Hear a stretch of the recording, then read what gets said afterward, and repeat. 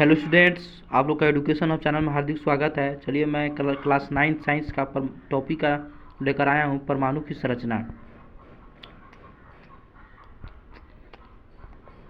First of all जानेंगे हम लोग परमाणु की संरचना क्या है।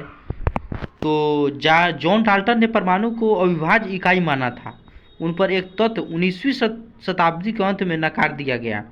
असल में वैज्ञानिकों ने उस दौरान परमाणु में आवेशित कणों जैसे कि इलेक्ट्रॉन, प्रोटॉन तथा अनावेशित कण, न्यूट्रॉनों की खोज की। इन कणों को परमाणु के कण कहा सकता है। इलेक्ट्रॉन की खोज कैथोड किरणें जैसे थॉमसन थॉमसन ने कैथोड किरणों की मदद से परमाणु में इलेक्ट्रॉन की उपस्थिति के बारे में बताया। इलेक्ट्रॉन के बारे में कुछ महत्वपूर्ण तथ्य जानेंगे। इलेक्ट्रॉन का आवेश 1-−1.6×10⁻⁻³ कूलम होता है। इलेक्ट्रॉन का द्रव्यमान 9.1×10⁻31 kg होता है। प्रोटॉन की खोज देखेंगे। गोल्डस्टीन ने उनके द्वारा प्रसिद्ध एनोड किरणों या केनाल किरणों के प्रयोग द्वारा परमाणु में धनावेशित कण यानी प्रोटॉन की खोज की। प्रोटॉन के कुछ तत्व होते हैं। प्रोटॉन का आवेश 1.6×10⁻19 कूलम होता है। प्रोटॉन का द्रव्यमान 1.67×10⁻24 ग्राम होता है। यानी प्रोटॉन का द्रव्यमान 1840 गुना न्यूट्रॉन के द्रव्यमान के बराबर होता है। न्यूट्रॉन की खोज क्या है? जेम्स चैडविक ने हल्के तत्व जैसे लिथियम, बोरॉन इत्यादि को अल्फा कणों से साथ भीड़ित करवाई, जिनके कारण वह एक नई कण जिनका द्रव्यमान प्रोटॉन के बराबर था तथा आवेश रहे थे उनकी उत्पत्ति सिद्ध की। इन कणों को न्यूट्रॉन का नाम दिया गया।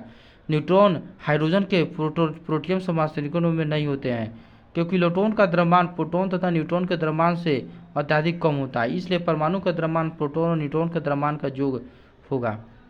परमाणु मॉडल क्या है? वो परमाणु कण जैसे कि इलेक्ट्रॉन, प्रोटॉन और न्यूट्रॉन की खोज के उपरांत परमाणु के विभिन्न मॉडल दिए हैं। उनमें से कुछ परमाणु के मॉडल इस तरह से है। 1 नंबर थॉमसन का परमाणु मॉडल, 2 नंबर में रदरफोर्ड का परमाणु मॉडल, 3 नंबर में बोर का परमाणु मॉडल। इन तीनों क्वांटम यांत्रिक परमाणु मॉडल वैज्ञानिक तौर पर सही पाता है। इस मॉडल को स्वीकृति दिया गया है। इस मॉडल को उच्च कक्षाओं में पढ़ाया जाता है। थॉमसन का परमाणु मॉडल, थॉमसन के इस परमाणु मॉडल को काटा तरबूज मॉडल भी कहते हैं। थॉमसन के इस मॉडल में परमाणु में धन आवेशित तरबूज के खाने वाले लाल भाग की तरफ बिखरा है, जबकि इलेक्ट्रॉन धन आवेशित गोले में तरबूजे के बीच की भांति धंसे हैं। हालांकि इस मॉडल ने परमाणु को आवेश रहित और विलक्षणों की विवेचना पर कुछ वैज्ञानिक को यह मॉडल नहीं समझाया, इसलिए इसे नकार दिया गया है। रदरफोर्ड ने अपने प्रयोग से तेज से चल रहे अल्फा कणों को सोने के पत्री से टक्कर कराई। रदरफोर्ड के प्रयोग में परिणाम, ज़्यादातर अल्फा कण बिना मुड़े सोने के पन्नी से सीधे निकल गए। कुछ अल्फा कण निम्न कारणों से मुड़े। प्रत्येक 12,000 कणों में से एक कण वापस आ गया। अपने प्रयोग के परिणामों के आधार पर रदरफोर्ड ने निम्नलिखित निष्कर्ष निकाले। परमाणु के भीतर की अधिकतर भाग खाली है, क्योंकि अधिकतम अल्फा कण बिना मुड़े सोने की पन्नी से बाहर निकल जाता है। दूसरी का परमाणु के बीच एक धनावेशित गोला जिसे नाभिक कहा जा सकता है, क्योंकि 12,000 में से एक अल्फा कण वापस आ गया। तीसरी का क्योंकि ज़्यादातर कण सोने की पन्नी से सीधे निकाल गए और कुछ ही कारणों में झुकाव देखा। इस आधार पर यह निष्कर्ष निकाला कि परमाणु के भीतर ज़्यादातर भाग खाली है और नाभिक इस खाली भाग का बहुत छोटा से भाग में मौजूद होता है। नाभिक का आयतन 10 गुना परमाणु के आयतन के बराबर होता है। नाभिक का आयतन इक्वल टू 10⁻5 गुने परमाणु का आयतन। चौथा, परमाणु का संपूर्ण द्रव्यमान उस नाभिक में होता है। अपने प्रयोग के आधार पर रदरफोर्ड ने परमाणु का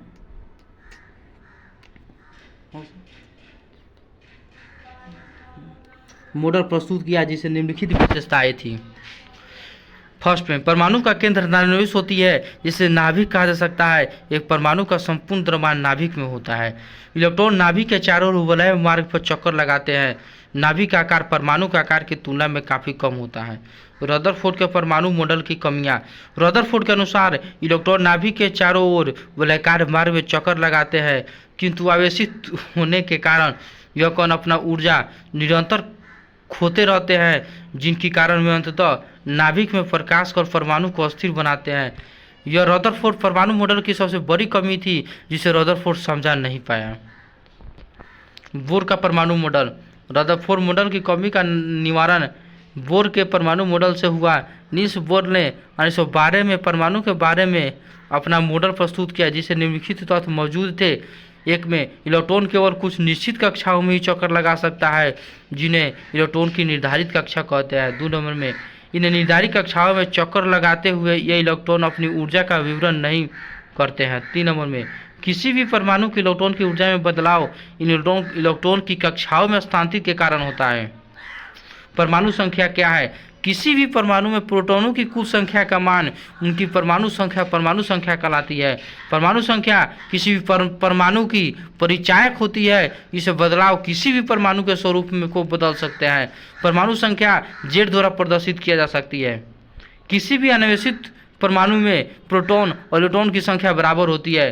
द्रव्यमान संख्या क्या है? द्रव्यमान संख्या किसी परमाणु के नाभिक में मौजूद प्रोटॉन तथा न्यूट्रॉनों की संख्या को जो जोड़ होती है। द्रव्यमान संख्या को A द्वारा प्रदर्शित किया सकता है।